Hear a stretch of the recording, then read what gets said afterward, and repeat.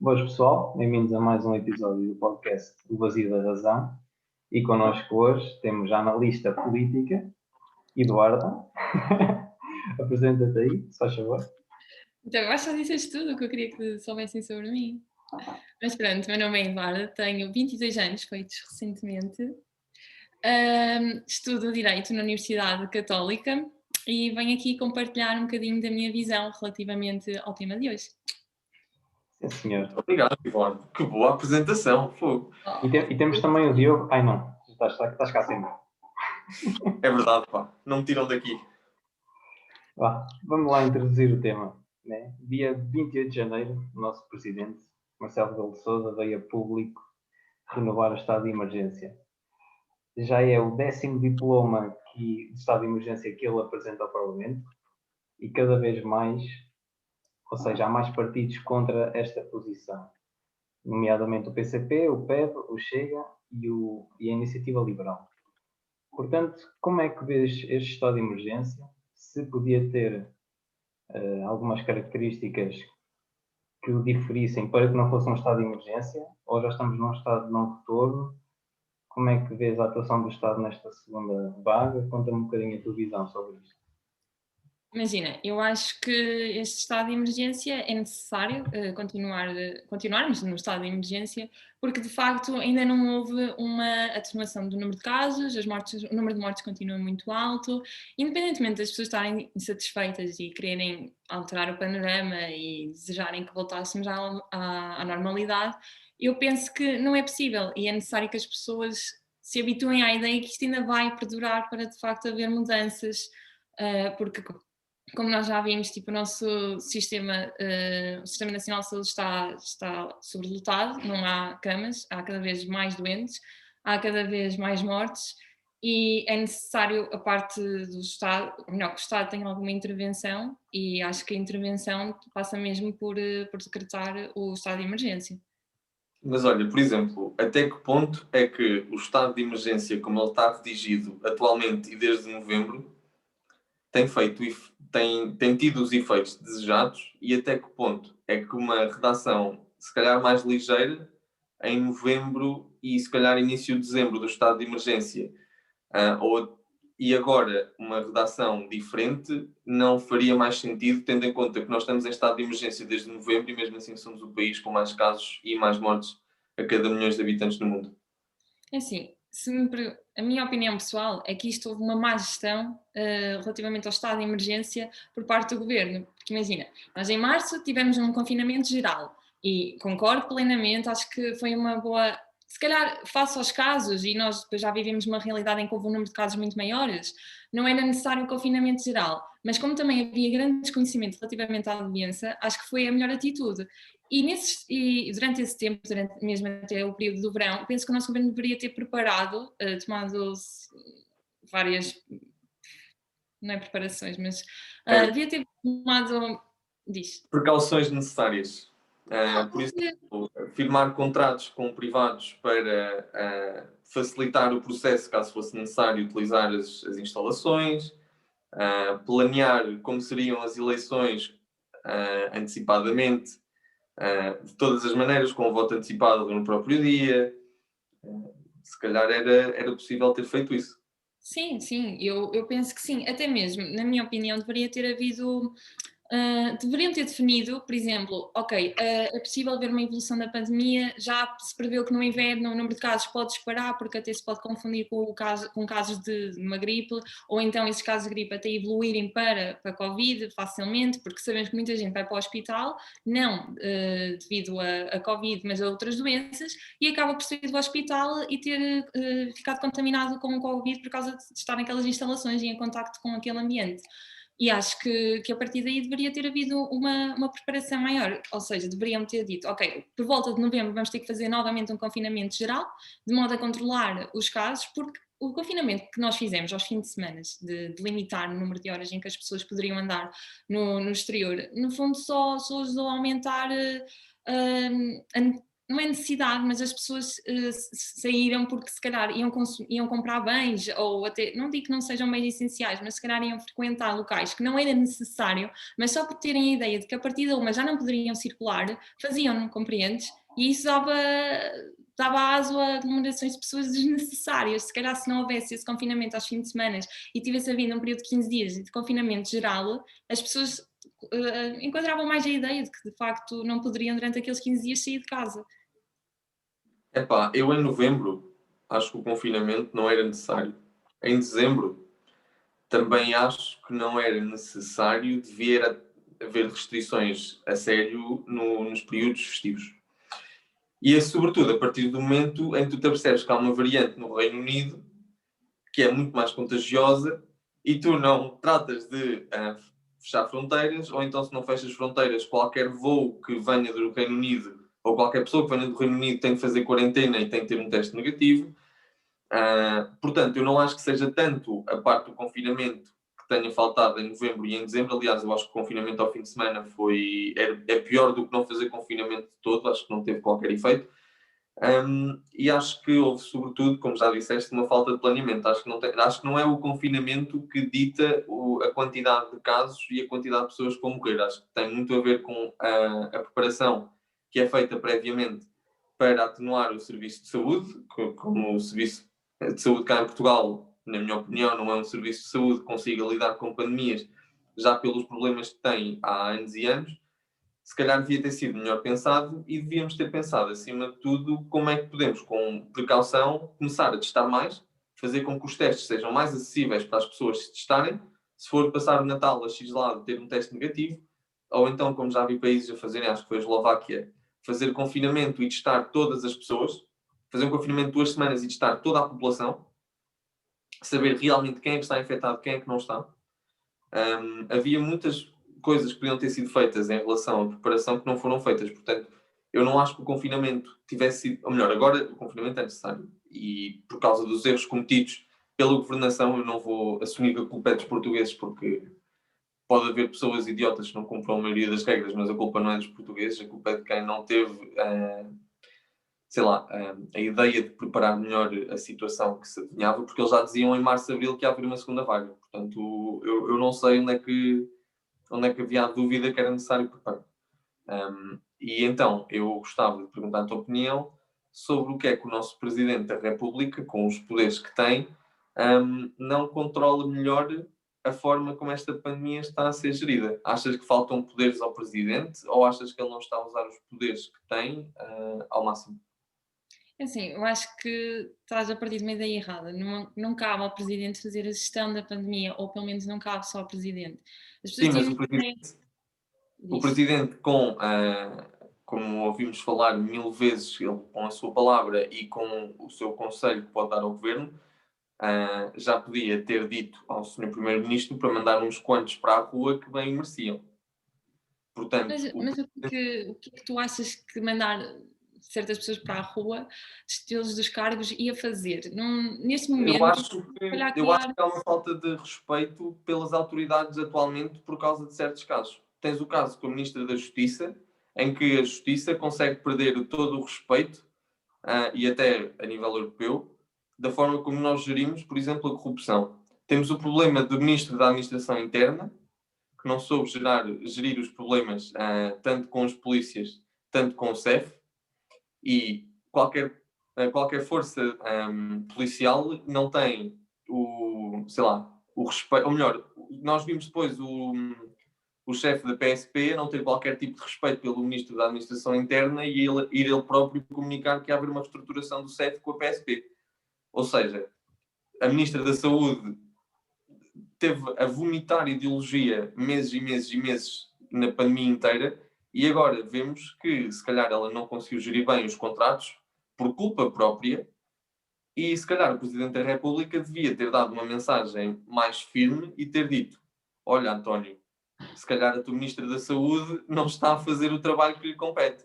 Ou metes-la na linha, ou então vamos ter de tomar aqui outra decisão. O Presidente da República tem o poder, ou melhor, não tem o poder, mas tem a persuasão e tem a capacidade de transmitir essa mensagem com alguma importância ao Primeiro-Ministro. Não, Eu eu acho acho que. Diz. desculpa. Não, diz tu, Tiago. Eu acho que muito da atitude do Presidente neste momento é não querer tratar esses assuntos porque não são prioritários. Pelo menos é a minha visão que eu tenho da atuação dele. Acho que esses assuntos, para ele, vão destabilizar e distrair a prioridade que é o Covid, a evolução e a prevenção, o planeamento. E eu acho que ele, neste momento, basicamente não está a centrar essas questões para podermos, por exemplo, agora com estas medidas, que podem ser contraditórias ou não, mas que já vamos falar, um bocadinho do ensino e na saúde, priorizar esses aspectos. Não sei o que é que ia dizer agora, mas é mais ou menos por aí. Pois, e eu ia também pela tua linha, porque imagina, Diogo, esses assuntos, claro que nós não podemos deixar passar em branco e que afeta bastante a nossa imagem até a nível europeu, como tu referiste. No entanto, não podes relacionar os dois temas, não é? Não é por nós termos esses assuntos que a pandemia deve ser lidada de forma diferente. Não vamos esquecer que, primeiro ponto, claro que eu caio em certas atitudes, ou melhor, critico certas atitudes do governo relativamente à gestão que eles estão a fazer da pandemia. Contudo, vamos ver que isto é uma novidade para todos os governos que estão atualmente em funções, não é? Ninguém teve que ultrapassar uma pandemia ultimamente e isto é uma coisa nova para se lidar e nós temos que ter noção que eles também são pessoas e vão errar. Cabe-nos a nós, se calhar, enquanto sociedade, acatar as ordens se de facto acharmos que devem ser, ou então manifestarmos-nos, mostrar que não é, achamos que não é assim que nós vamos lidar com a pandemia, não são situações, não, ordens que nós vamos acatar, compreendes? Eu discordo contigo pelo simples facto de que nós já tivemos quase um ano disto, tivemos um verão muito tranquilo, em que, em vez de se tratar dos problemas e em vez de realmente vermos que havia problemas com o Serviço Nacional de Saúde, que havia problemas com as nossas fronteiras, que havia problemas com as escolas, isso não foi tratado. Isso é tudo tratado em cima do joelho. E isso é que causa o número de casos gigantescos que nós temos agora.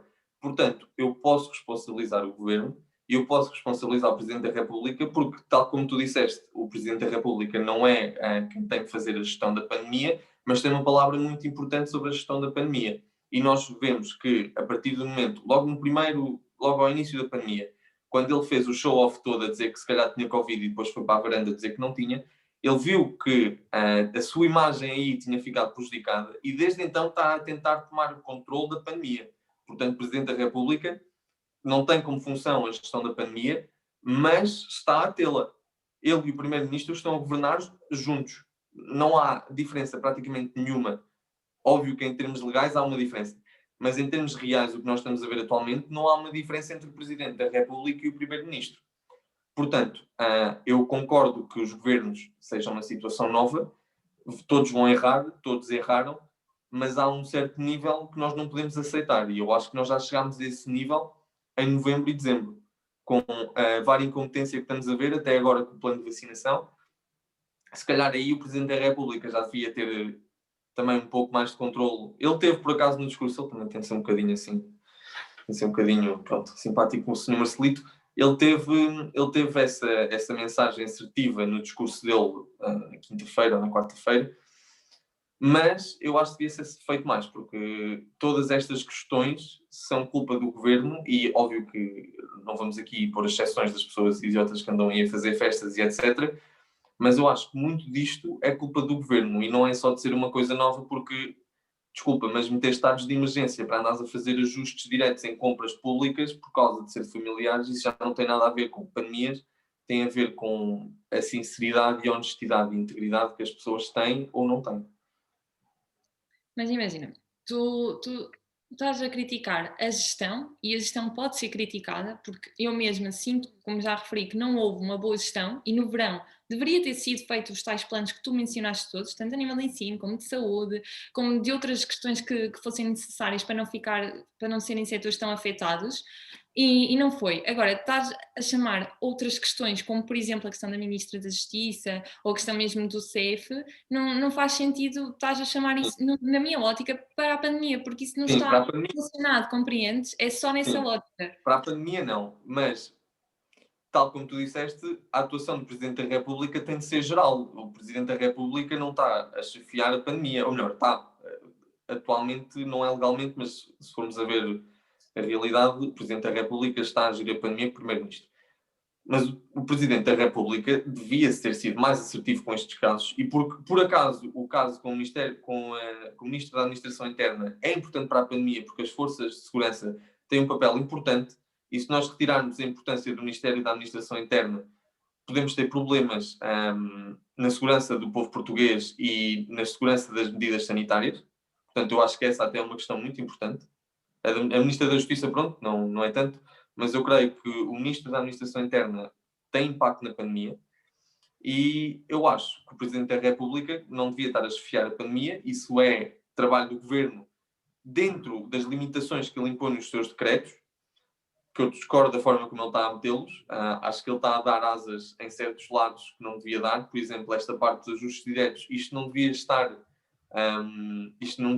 em decretos presidenciais. O Presidente não devia dar essa liberdade ao Governo, porque eles estão a aproveitá-la desde abril de uma maneira errada para fazer contratos duvidosos, escandalosos. Portanto, eu acho que posso meter a da Justiça não, mas acho que posso meter o Ministro da Administração Interna como uma falha do Marcelo a gerir esta segunda vaga. Não é a pior, né? Óbvio que é a mais pequena, mas não se Vamos compara aqui introduzir um tema compara novo. Ok? Pronto. Uma das medidas impostas nesta quinta-feira foi a restrição da circulação internacional, tínhamos já tocado há pouco, e depois já a mobilização de profissionais reformados e de profissionais estrangeiros de saúde. Portanto, isto não é um paradoxo, na vossa opinião? Estarmos a restringir a circulação internacional e depois vamos buscar médicos ao estrangeiro que até podem dar negativo e depois pode dar positivo e lá vem uma nova vertente do vírus. Estou a supor. Versão CNTV. Não acham que isto é um paradoxo? Depois estamos a chamar profissionais de saúde reformados e se calhar já estão nos grupos de risco. Como é que vem esta medida a ter lógica e a subsistir? Podes ir, Eduardo. Não, podes começar tu. Eu já comecei na outra. Pronto. Isso dos médicos, nós não temos pessoal, portanto temos de ir buscá-los a algum lado. Nem não sou eu que de repente deixo ali a contabilidade para ser médico. Acho que ninguém queria isso. Nem quero.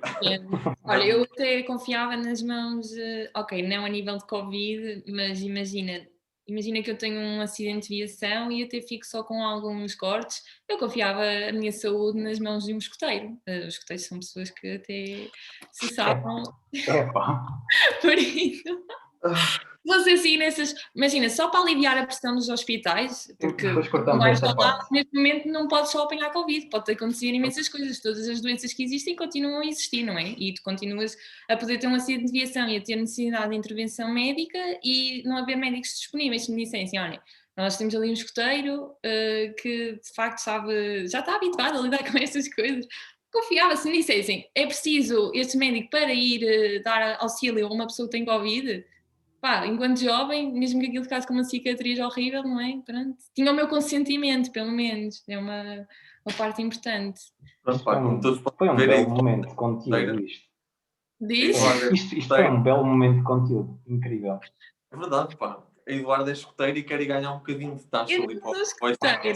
Mas por acaso gostava. É uma parte de mim que falhou. Mas pronto, voltando à questão inicial. É pá, tu tens de buscar os médicos de algum lado. Portanto, isso, pronto.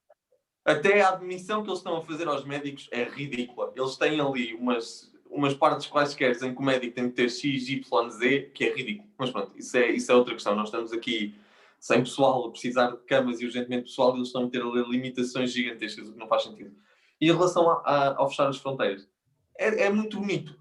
Mas as pessoas que vêm da África do Sul, onde há uma vertente nova, que por acaso não sabe se a vacina é efetiva contra elas, não têm de fazer quarentena. Ou seja, chegam cá as pessoas da África do Sul, mesmo que o teste lá dê negativo, os sintomas só podem ser sentidos, ou se calhar o vírus só desenvolve e é positivo daqui a 2 ou 3 dias, quando já estão cá no país. Andam a infectar com uma vertente nova e não há nada feito.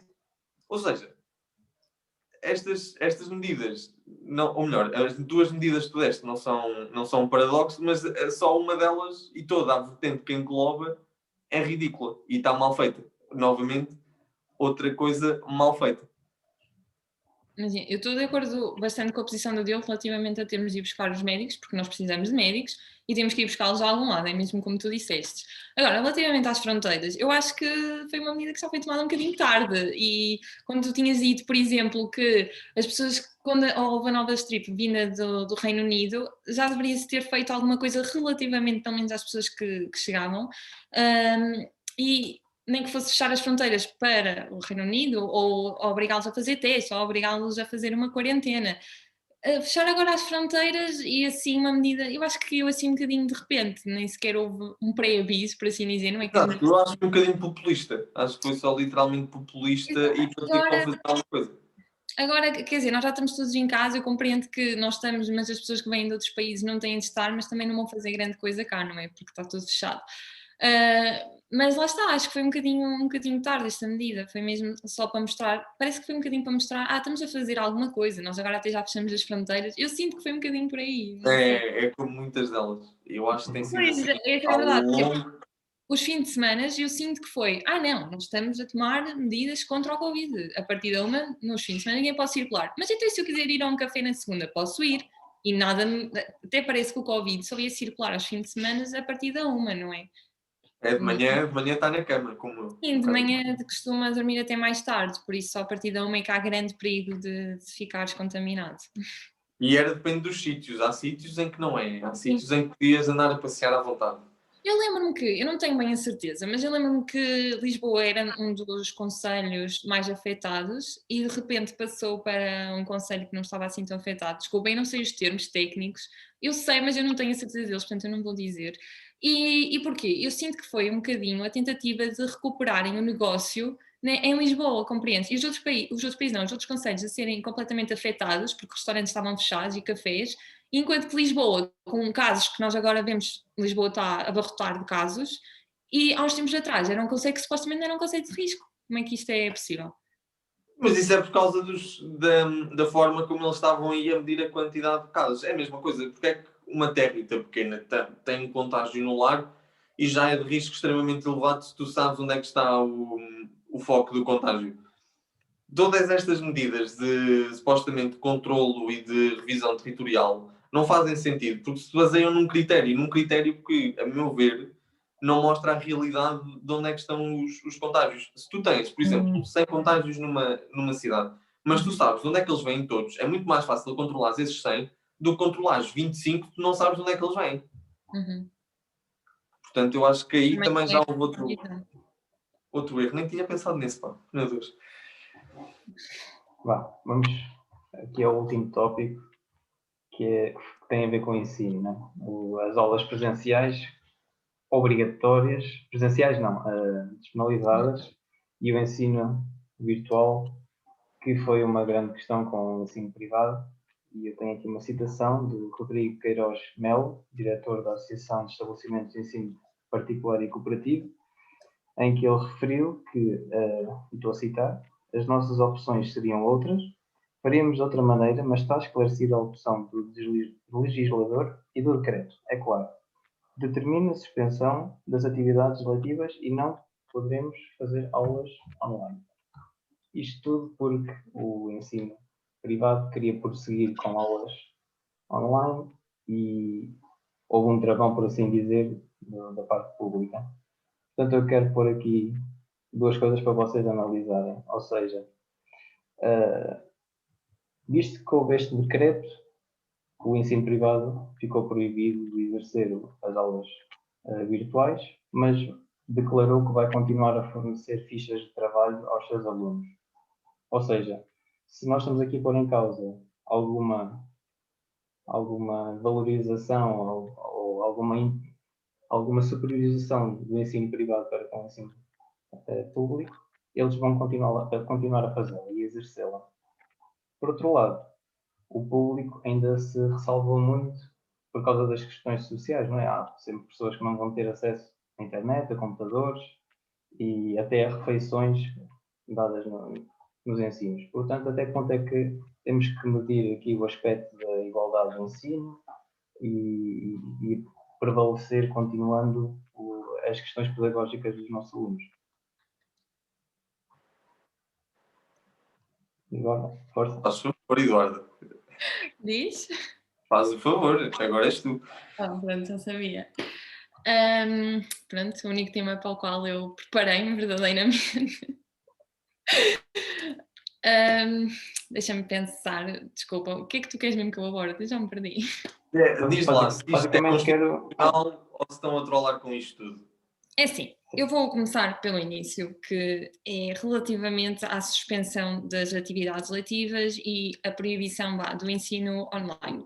Eu não concordo, porque assim, eu aconselho-vos a ler pelo menos um artigo que foi escrito por uma professora da minha faculdade, que é a Catarina Santos Botelho. Ela escreveu para o Expresso.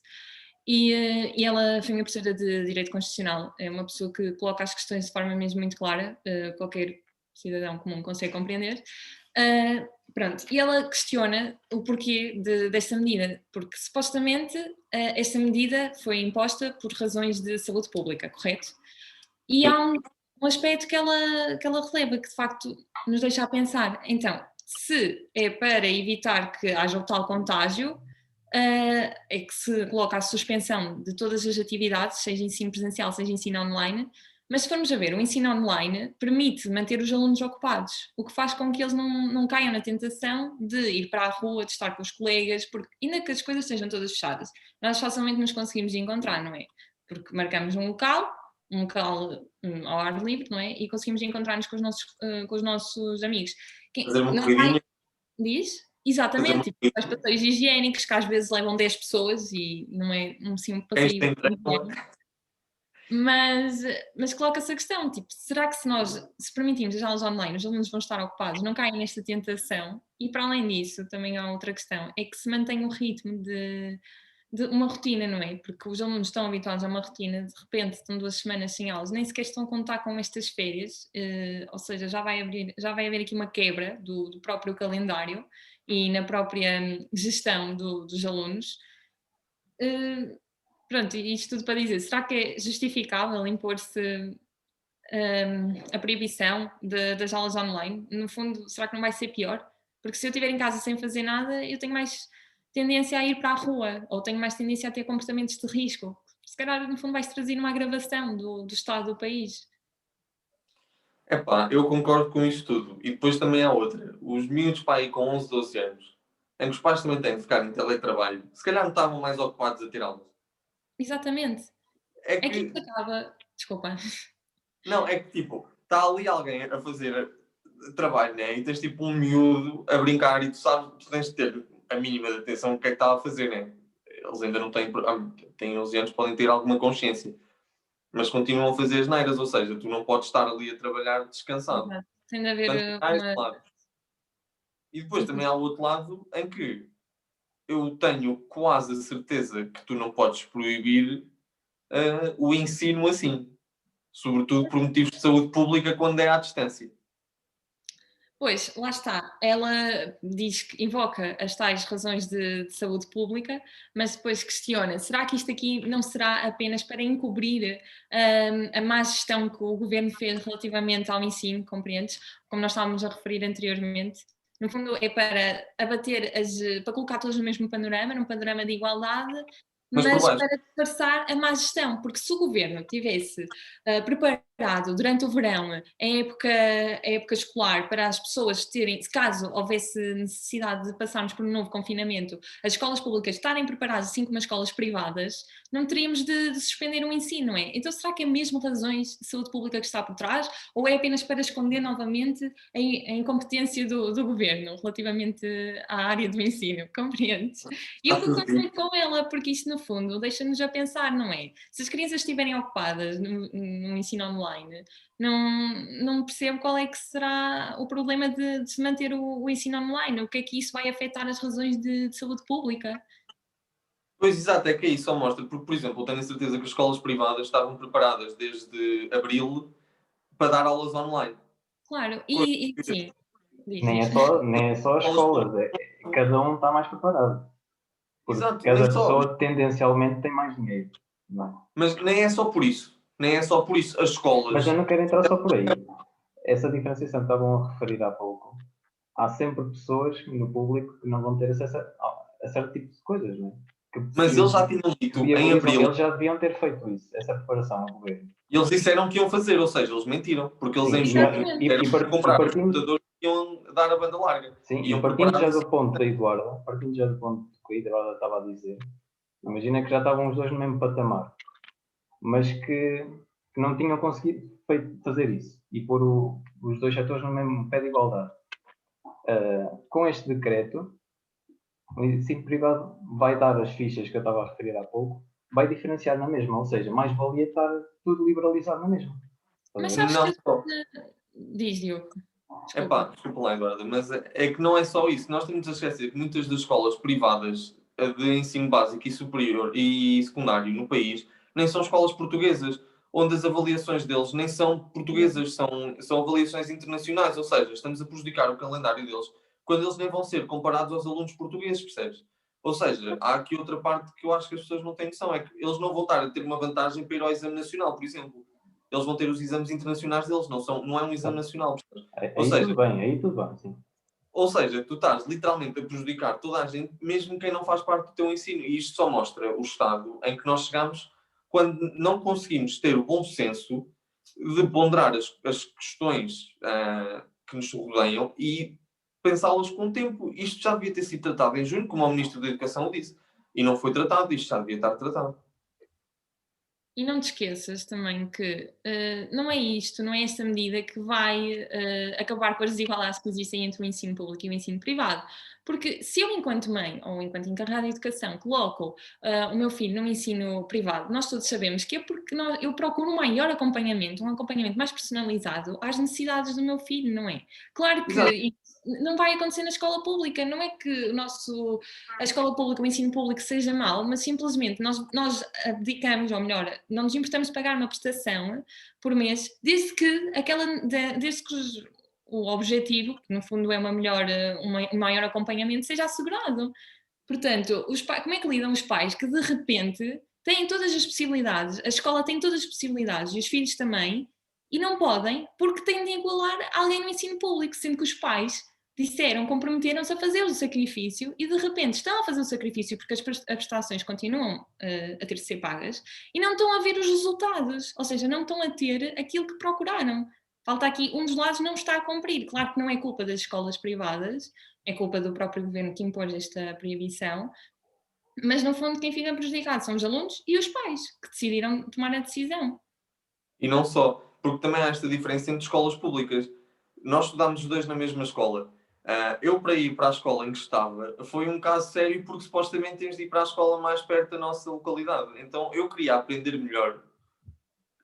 Pronto, debatível, mas pronto, eu queria aprender melhor e escolhi uma escola que supostamente tinha mais rigor e mais qualidade de ensino. Até dentro do ensino público há estas diferenciações. E porquê? Claro. Porque o nosso modelo de ensino está nivelado por baixo, está nivelado para ajudar-nos quem tem dificuldades, em vez de ajudarmos quem tem dificuldades a progredir, graças aos exemplos bons que temos, por exemplo, nas escolas e etc. Porque há muitos alunos que são bons e que têm imensas capacidades que não são aproveitadas ao máximo porque o nosso sistema de ensino não o permite, mesmo no ensino público. Sim, mas já nem se coloca essa diferença, não é? Porque isso aí, lá está, teria de ser um ensino muito individualizado, que neste momento não é possível, porque eu acho que Portugal não é um país que aposte, e erradamente, no ensino, compreendes? Ou seja, para isso era necessário haver muita aposta no ensino, era necessário de facto haver muitas políticas para haver esse acompanhamento dos melhores alunos, não se sentirem que estão a desperdiçar o seu potencial e haver também um acompanhamento ajustado aos alunos que têm maiores dificuldades. Nós vemos Concordo plenamente. Desculpa. Concordo plenamente. Sim. Mas há outra parte aqui que também me incomoda, que é...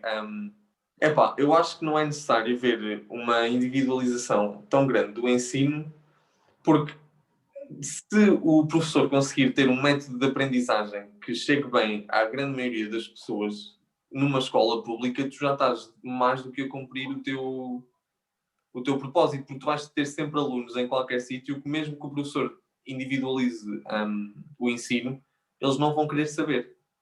Porque não sei qual é que é o estigma em querer aprender coisas, eu por acaso até gosto. Não percebo qual é que é o estigma em em aprender e ser ajudado a aprender. Portanto, eu acho que o problema também está na forma em como é escolhido o estabelecimento de ensino onde o aluno vai ficar.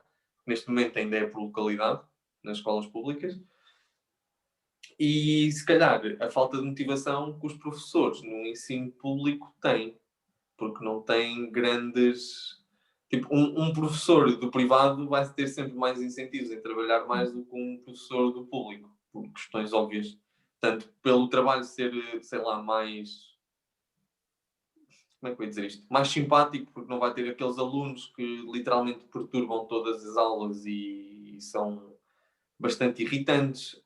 O salário vai ser obviamente melhor e tem uma carga horária se calhar mais reduzida, tendo em conta um professor do ensino público. Portanto, eu acho que não passa pela individualização do ensino, mas sim por uma reforma completa, tanto da forma como as escolas são escolhidas, como de como é feita a lecionação e de como os professores são remunerados e melhoram as condições deles.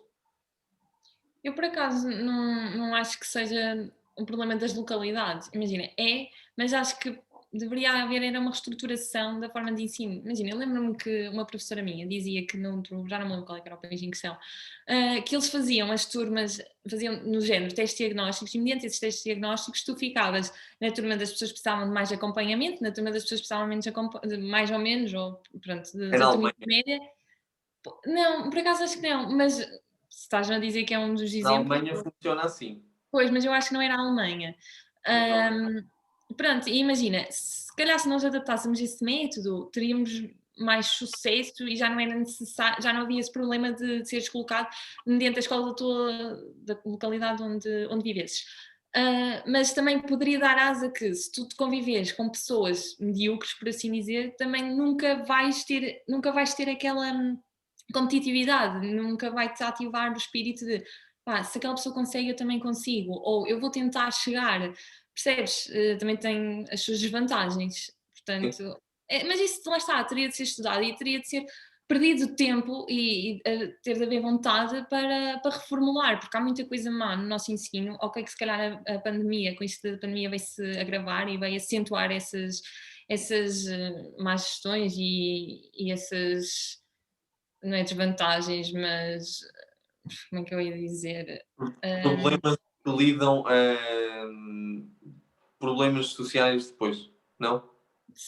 Sim, os problemas em gerais que há no ensino e o porquê de os nossos alunos não conseguirem, se calhar, obter maior rendimento ou melhores resultados, percebes? Já nem digo, portanto, até podes obter resultados se os exames forem fáceis, mas o que nós queremos aqui é, de facto, que as pessoas aprendam, que os alunos tenham motivação para tal e que tenham gosto em aprender. Mas isso já foge um bocado à questão do ensino na pandemia, na minha opinião. Mas também já...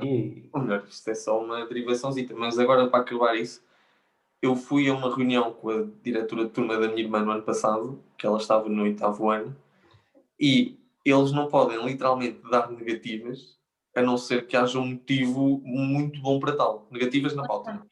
Sim. E as avaliações são mudadas. Eu lembro-me que nós tínhamos sempre os 2 testes, creio que no básico vocês também tinham, não estávamos na mesma escola, mas tínhamos 2 testes por período. Sim. Eles agora têm e têm tipo umas fichas que fazem em casa que contam para a avaliação. Por exemplo, em inglês a composição é feita em casa. Pois, é assim, já no nosso tempo acho que há pouco espaço para nós nos desenvolvermos autonomamente, no sentido em que tu não tens muito não é desenvolvido muito o espírito crítico, sabes? Tu não te questionas a ti mesmo, tu dão-te aquilo nas aulas, tu aprendes, metes no texto e acabou assim. Tipo, porque não desenvolver as pessoas, dar asa às pessoas para questionarem sobre as matérias ou verem outra forma de abordar as matérias, compreendes? Acho que não há esse espírito nas escolas e devia ser transmitido, porque depois nós vamos para o mercado de trabalho e pedem-nos isso e nós não temos isso desenvolvido. Ou até mesmo, eu sinto que isso, por exemplo, no meu curso, era uma vertente que eu não tinha e que tive de desenvolver com o curso e custou-me no início, porque nunca fui habituada àquele método, nunca fui habituada a questionar, nunca fui habituada a ir para mais além daquilo que eu ouço nas aulas, compreendes? Às vezes meus colegas colocavam dúvidas que eu perguntava-me, olha, boa questão, eu nem me tinha sequer percebido que poderíamos ir por aí. Mas sabes o que é que acontece nesse aspecto? Isso também difere muito da área. Eu, como também enverdei uma área um bocado mais artística, ou que cruza a engenharia com arte, eu tenho esse pensamento crítico presente nas minhas aulas, em muito parte das minhas aulas. A questão é, por exemplo, ao longo do secundário e ao longo do básico, isso tem de partir do professor, porque não pode ser o diretor da escola ou alguém a dizer para teres uma abordagem didática dessa maneira. E depois, se um professor tem esse tipo de abordagem, vai gastar tempo e depois não vai atingir os objetivos e os planos curriculares, os planos que tem de cumprir. Mas isso Porque é porque está estás tão a deambular disponível. pelas coisas, tu vais perder tempo. Tempo que é interessante e Mas é até que ponto? preciso. Até que ponto é que estás a perder tempo ou a desenvolver qualidades que são mais necessárias? Percebes? Lá está, por isso é que eu Mas lá está, esse tempo tens de fazer tu autonomamente, em casa, na opa, sociedade, mas com é os Mas teus o verdade, pais. problema então é o programa. O programa então é que está mal e temos que estruturar a forma também, como o lá ensino está, eu defendo é isso. feito. Pronto. Tipo filosofia, Não, porque não o programa. aprender filosofia. Nós devemos incentivar os alunos a desenvolver esse sentido crítico por eles. Agora, há coisas Por que em eles, mas espaço de imagina, aula se tu não não és consegues desafiado, abordar. desculpa ter-te interrompido. Não, era acabar esse ponto. Há coisas que nós devemos fomentar esse espírito crítico numa ótica de desenvolvimento de raciocínio, desenvolvimento da cognição, mas no secundário e no básico há coisas que tu tens de cumprir, mínimos, para depois eles, quando chegarem à nossa idade, e nós estamos agora a pensar nisso porque fomos desenvolvendo isso. Podia ter sido um bocadinho mais, podia. Mas sem essas bases e sem conhecer esses mundos, não conseguimos depois desenrolar para o resto. Eu discordo, porque eu sinto que o que aprendi no básico e no secundário, primeiro, não me deram espírito crítico. O espírito crítico que eu arranjei foi porque eu próprio fui procurar fora de qualquer disciplina ou qualquer lecionação que me deram no básico ou no secundário. E tinhas Também mentalidade concordo. para isso na altura. Ou a maior Comecei a. parte tem. Mas é Há preciso ser pessoas que têm. desafiado. É preciso que haja um incentivo, é preciso que alguém te desafie para tu, de facto, chegares a que, ok, eu vou-me desafiar a mim mesmo, eu vou-me questionar para além daquilo que aprendo, percebes? Se não houver esse Exato. ponto de partida, eu sinto que cai muito, porque eu não vejo a geração portuguesa, a geração jovem portuguesa, porque eu não conheço das outras nacionalidades, não o vejo com essa ambição de desafiarem, de ultrapassarem limites, percebes? Porque isso não é ensinado nas escolas. Se calhar se houvesse só uma pontinha de desafio dos professores picarem os alunos, nós depois já em casa eles estavam mais predispostos a tal, mas não havendo, eles também não procuram. E não Porque só. Olha, vê, quando nós tínhamos filosofia, nós tínhamos todos filosofia. Em vez de estar ali a filosofar ou se calhar questionar e pôr mais esses limites, eu estava a aprender a teoria sobre um gajo qualquer que eu já não me lembro. E eu e não estava só, a dizer, tipo, não havia interação. Nem filosofia, eu acho que é uma cadeira, uma disciplina que é necessária muita interação, deveria haver mais diálogo por parte dos alunos. Olha só, as pessoas têm de ser muito mais ativos, tem de ser uma aula muito dinâmica para de facto os alunos interessarem pela matéria. Eu comecei a gostar de filosofia. Mas é uma matéria não, mas é uma área que eu só me interessei agora, e agora porque de facto comecei a ver mais, mais vídeos e mais pessoas a abordar os temas, e então quis ir procurar por mim mesma, mas foram pessoas que me levaram a questionar, ou porque fizeram observações e eu pensei, olha, isto é um tema interessante, vou tentar saber mais, percebes? Como nunca houve isso no secundário, eu limitava-me a estudar o livro, a estudar para um teste e depois, entretanto, esquecia completamente. E o que é tiramos isto? Tipo, 10. com o que é que nós ficamos? Não, eu já nem me lembro, olha, já nem me lembro de quem foi a nossa, ou o nosso professor no décimo. E eu lembro-me da professora que tive no 11º. Era a Porque, mesma. não, porque eu depois fui para outra escola, não é? Exato, ok. Yeah. Eu lembro-me da professora, e o Tiago deve conhecer, porque ela é lá da Gafanha. Ai não, porque há duas. Há uma que é muito energética e há outra que não é. Eu tinha uma professora que parecia que estava a morrer nas aulas. E é por isso que eu me lembro. Eu lembro mais da forma, tipo, da cara dela desmotivada do que qualquer coisa que eu tenha aprendido em filosofia. Ela tinha a sua arte. É isto, eu também falo porque tenho conhecimento de causa. Foi um gajo que desde sempre Não, se mas eu acho que interessou nós por essas podíamos ter uma questões. professora. Pois não sei. Não sei, acho que, mas isso lá está, também há falta de motivação e de meios, ou melhor, não é falta de motivação, é meios para motivarem os professores. Se calhar uma pessoa numa escola privada tem muito mais motivação porque recebe um melhor ordenado, porque sabe com que tipo de alunos é que está a lidar, vamos admitir, é outro nível e isto é inegável. E claro que um professor tem muito mais predisposição e corresponde muito mais às expectativas e àquilo que os alunos precisam. E lá está, isto é uma diferença que, voltando à pandemia, não é por suspender as aulas durante 15 dias que vai atenuar esta diferença. Tipo, as diferenças vão continuar a existir. E até Aliás, até vão ficar piores. Porque os alunos que estão nas escolas privadas vão estar a receber fichas para fazer em casa todos os dias. E a não ser que as pessoas tenham um irmão chato como eu, que obriga a minha irmã a estudar, exatamente, os miúdos vão perder literalmente o ritmo que têm de estudo lá e vão está. ficar menos capacitados do que as outras pessoas que ficam a fazer fichas todos os dias. É que, por acaso, eu tenho um grande pressentimento que mandam fichas e aquelas fichas são corrigidas e têm de ser feitas, porque senão vai haver alguma Consequência. coisinha que, fora ali do olhar, que vai dar problemas. E depois os alunos que, por acaso, têm um ensino português em escolas privadas, vão chegar ao exame, vão tirar notas brutais novamente, e depois os alunos do ensino público vão ter, se calhar, uma nota pior, se calhar neste segundo período, e se calhar um ensino, uma lecionação pior, e vão chegar ao exame com notas piores, e depois como é que isto vai atenuar? Não se Mas sabe atenua, que estamos a nivelar por baixo. eu até já questionei outro ponto. Imagina, supostamente há esta suspensão que depois vai ser compensada no período de férias.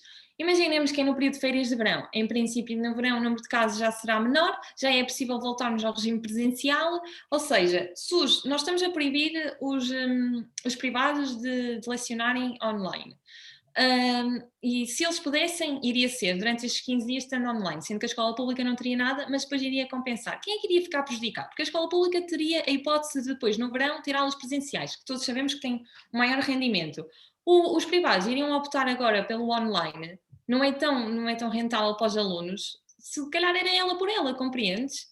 Epá, nem tinha Ok, pensado nessa, é um ponto bom. É que nem tinha pensado.